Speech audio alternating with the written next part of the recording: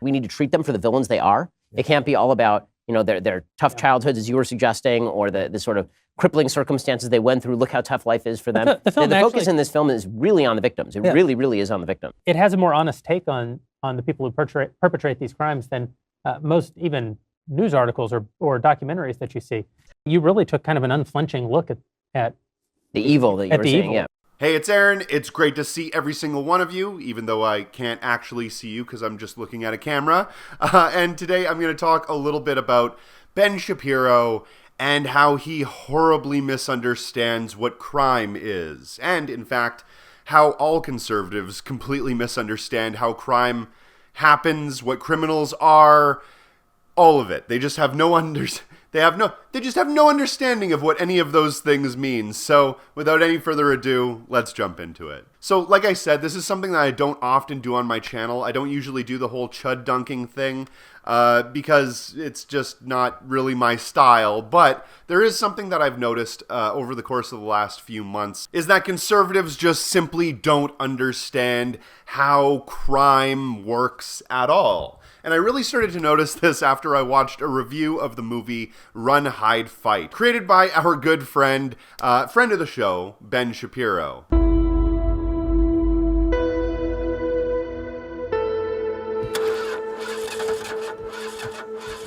Is that Chris Jellick over there? Is he doing something completely weird? Senior prank day. But we'll see all kinds of dumb stuff today. Swim captain will have Thai food delivered to class, and Becky Vaughn will set up her homemade slip and slide. This is high school. Nothing that happens here matters in the real world.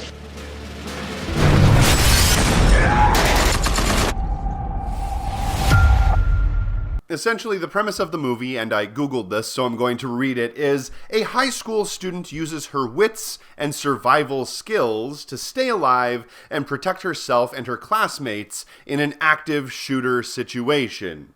So, essentially, Ben Shapiro and the Daily Wire, I believe it was, worked together to sensationalize and create a movie around a school shooting.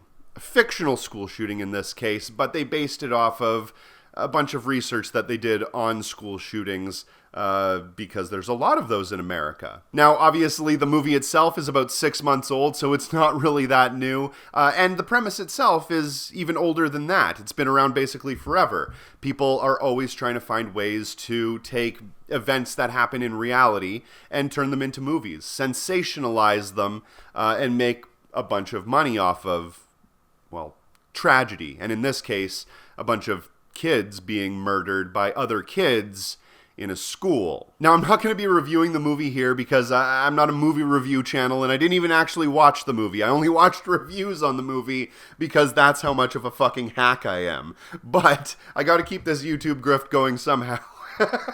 I have no interest in watching the movie. I'm not going to give the Daily Wire any of my engagement.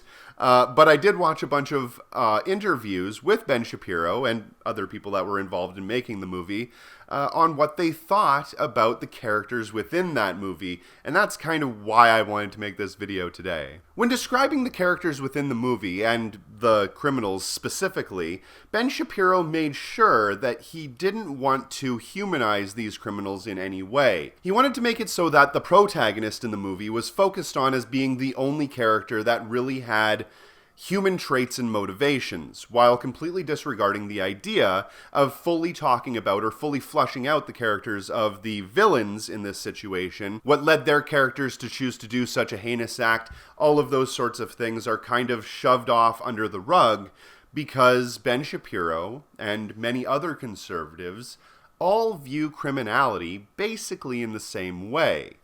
Essentially, they think of it as criminals are criminals, and they do bad things because they happen to be bad.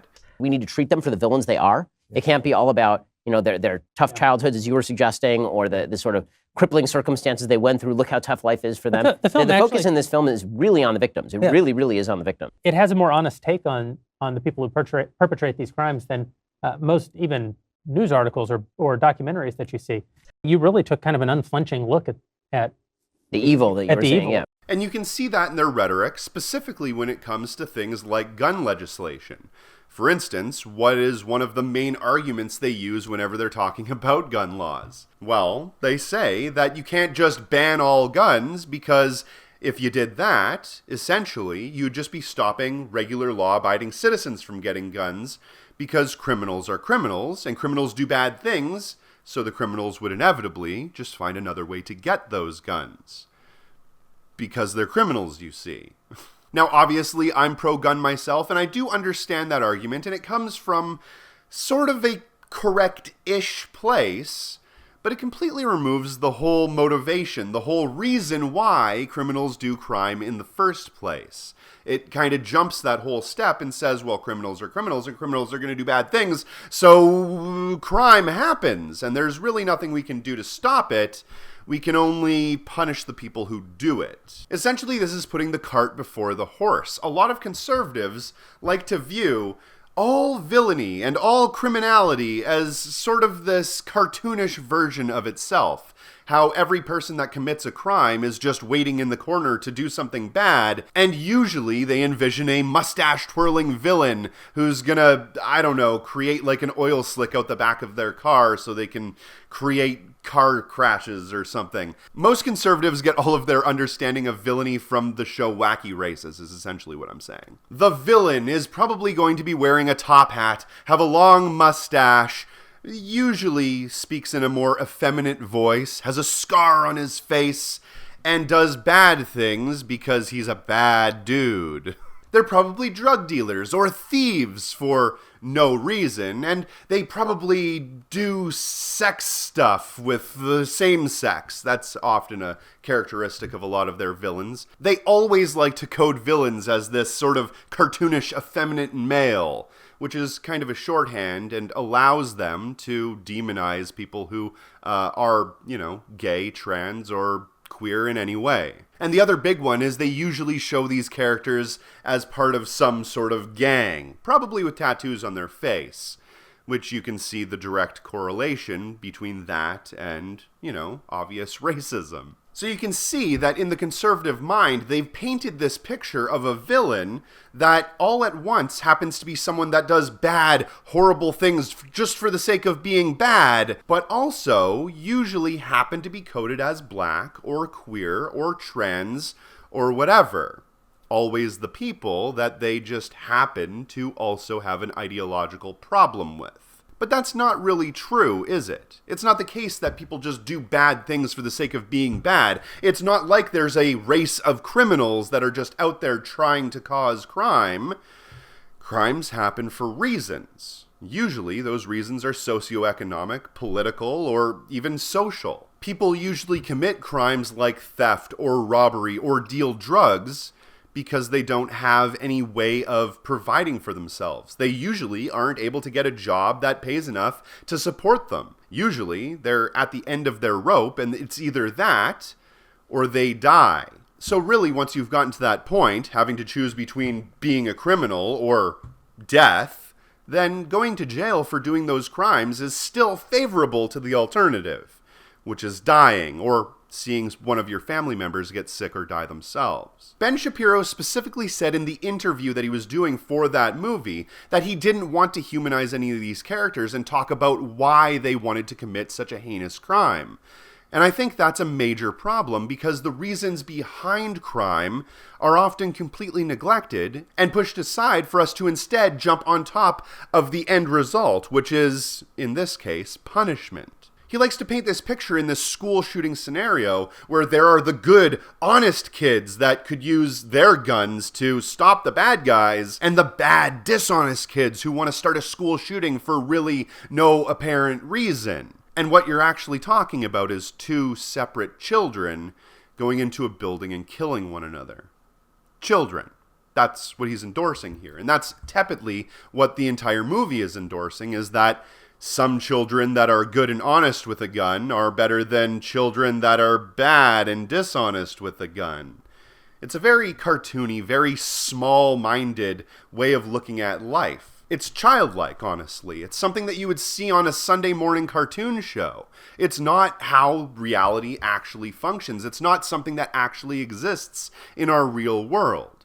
I will admit, yes, there are a few, maybe less than a handful of people within the entire world that have done heinous, evil terrible, monstrous things just for the sake of doing them.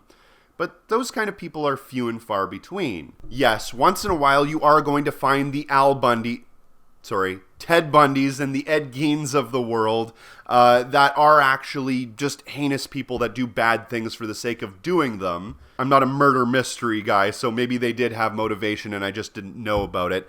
But regardless, for every one Ted Bundy, you have 100,000 other people that do crime because they have no other choice, or because the incentives are there for them to do that crime, because if they didn't, they'd often be in a position where they wouldn't be able to survive. That's why it's so easy for conservatives to look at black crime statistics, see that they're high, and just assume that it's because they happen to be black that they commit more crime. It's a very simple jump from A to B on that one for them. But that's because they completely disregard the reasons behind those crimes. They just always happen to neglect to talk about the fact that black communities happen to have generational wealth disparity as opposed to white communities, or that black communities happen to be policed more than white communities. They never seem to talk about the self-fulfilling prophecy of when you put a bunch of police in one area to combat crime, it just so happens that the amount of criminals they catch in that area goes up, because there's more police in that area to catch criminals, even though often most of the crimes, specifically drug crimes, are done in black and white communities at virtually the same rate. But it's not like I'm just coming up with all of these things off the top of my head. This has been known for hundreds of years. Alexander Berkman in the ABCs of Anarchism even talked about this in the chapters where he talks specifically about law and order. You see, the major crimes, the massive injustices, always tend to happen through capitalism and the state. That's where the most people are murdered every single year through just gross negligence, not giving the people enough food to eat, not giving them proper housing or proper drinking water, that sort of thing kills millions of people all of the time. But on top of that, what about the gross injustices of going to war in other countries simply for the fact that capitalist businesses need to make more profit there? So they enlist the American government to go fight their battles for them so they can make more money. If you want a good example of that, just look up the word Banana Republic and where that comes from. They talk about theft and robbery on a minuscule scale where somebody pickpocketed somebody else's wallet and stole $50, when the real robbery comes every single day through the extraction of surplus value from labor. If you want more about that, you can watch this video up here. Capitalist bosses, politicians, and employers rob you every single day of the majority of the product of your labor through things like taxation and just extracting a bunch of money before they even give you your paycheck. If you ever wonder why Jeff Bezos is almost a trillionaire while the people that work at his businesses and produce all of the wealth that he has are working minimum wage, it's because he's stolen that money from them. Capital and the state have set up the entire system so that those who fall through the cracks and are unable to make enough money to survive legally have to find ways to survive illegally. And it just so happens that it gives capital and the state a perfect scapegoat to point at and say, hey, look, those are the bad people and they're doing bad things, so we're going to punish them in every way we know how, so you don't do those bad things as well. So instead of blaming the bad policy that makes those criminals, we blame the criminals themselves and punish individuals for systemic problems. Like I said, the movie-style, cartoony, mustache-twirling villain is only a fiction. It barely exists in reality. It's not something that exists in real life. And if it does, it's in such a small, tiny, insignificant amount of people that it's not something that we need to be considering as a common narrative when it comes to all criminality. Now, a lot of people are probably saying, Aaron, but you hate billionaires, don't you? You think that they're the scum of the earth and just evil people. They're clearly the supervillains in your world, aren't they? And I would say no. I don't actually think that all billionaires are evil, heinous individuals who do things just for the sake of being bad. I think just like everyone else, it has to do with incentives. Just like the poor person who has nothing is incentivized to become a drug dealer so that they can pay their rent, so too is the billionaire incentivized to always make more money, no matter how they do it. In our system, everything is so abstracted that nobody really takes responsibility for any of it.